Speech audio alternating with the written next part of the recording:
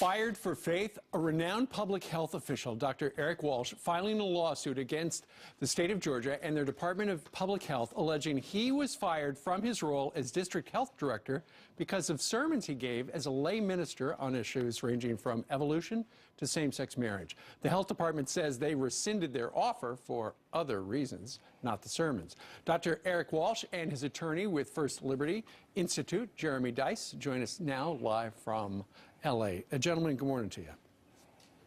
Good morning, Steve. Good morning. Doctor, let's start with you. Were you fired for sermons? I believe so. I was asked to submit sermons. I submitted those sermons, and shortly after, I was fired from the position. Eric, let me ask you this.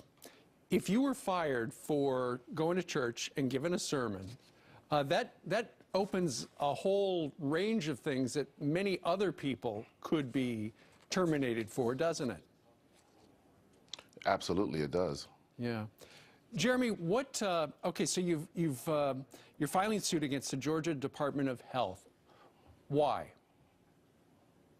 Well, we believe in this country, and we put this kind of thing at firstliberty.org quite often, because no one in America ought to be fired for something that they've said in their sermons. If what has happened to Dr. Walsh is permitted to stand, it sets a terrible precedent in that pretty soon the notes that you take this morning in church, or perhaps that Sunday school lesson that you prepared, that then becomes fair game for your annual review. No one in this country ought to be terminated from their job simply because of something that they preached in a sermon. Yeah. Dr. Walsh, what were some of the topics of some of the sermons that might have rankled the state of Georgia? I honestly don't know. I was never told what might have rankled them, but, you know, I'm someone who's talked on lots of different topics. I was raised by a single mother. Faith is really one of the strong reasons why I was able to become successful and have 2 doctoral degrees. And so, you know, I believe in my private faith life that my faith ought to influence most aspects of my life, and I spoke that way. Sure. So honestly, I don't know, because I was never told that, but I'm just a strong believer in faith. Yeah. I can see that. And also other people can, because there are a number of your sermons online on YouTube and things like that. And apparently some people in that department looked at, before they hired you, they looked through them. Is that what you're saying, Jeremy? That some of the staff members looked through, saw some of the sermons, were bothered by some of the things that he said, and then said, you know what, we can't.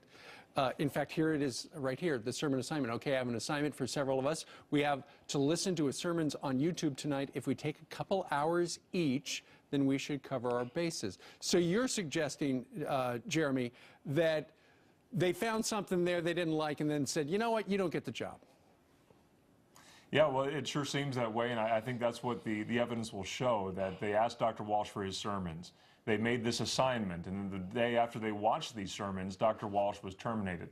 Now, I want the viewers to understand how remarkable this is. You've got state officials on state time sitting around dividing up sermons that Dr. Walsh has preached. And then they're going line by line through those sermons to determine a way to be able to terminate Dr. Walsh.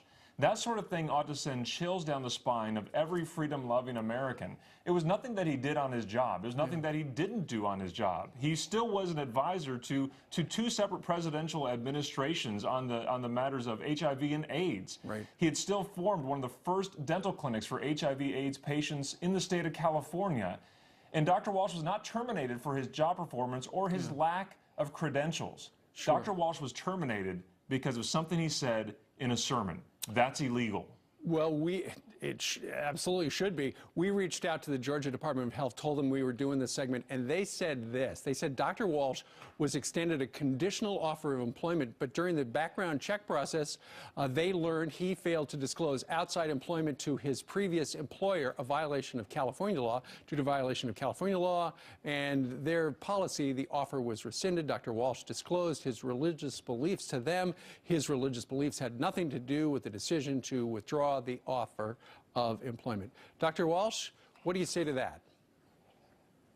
Actually, I'll allow my attorney to answer that question. Okay, I think. would too. Well, it's remarkable.